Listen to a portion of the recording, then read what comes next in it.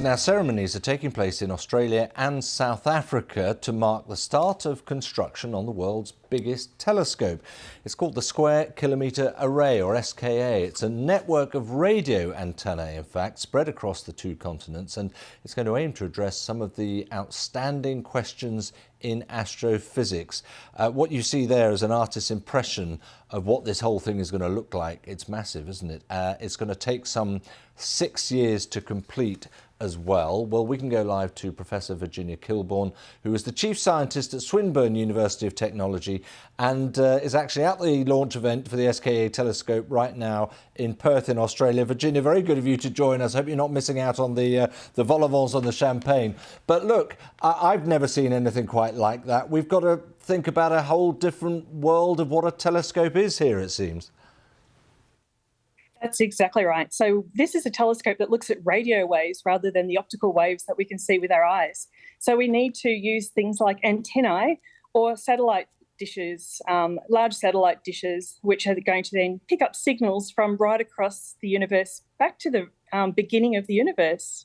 Right, okay, only that. How much of an advance does that represent in terms of what you've been able to explore and discover so far? It sounds exponential. It sounds like science fiction, actually. It is a little bit like science fiction, but it is actually science fact. So we're going to be able to really multiply by hundreds of times the power of the telescopes that we have today.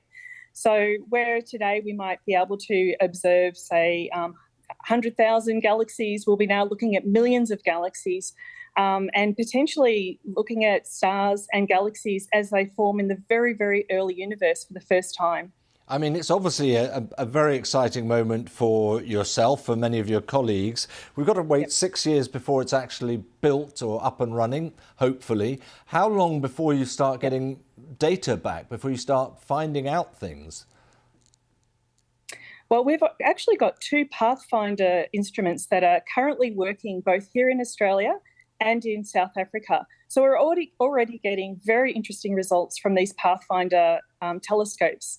And we've seen things that we haven't seen before, such as imaging the very centre of our own galaxy, the Milky Way, and also detecting the gas between galaxies as they're smashing into each other. So we'll continue to see these discoveries over the next 4, 5, 6 years as we build the new observatories. And then we'll have a period where we don't know what we're going to find. We've got some ideas of what we want to look at, but when you've got a leap in technology like this, really, the sky's not the limit anymore. No, well, that's it. I mean, I can see the attraction and exciting it's coming in already. Do you just need one of these for the universe, or could there be more? Well, we could have more, but the beauty of these telescopes is that they're spread over really large areas in both of our countries. So in Australia, it's in Western Australia, really out in the outback where there's not much radio signal. There's no one driving past with a mobile phone. So it's very quiet in the radio. So we can see really faint signals from the early universe. And that's what's going to make the difference with this telescope.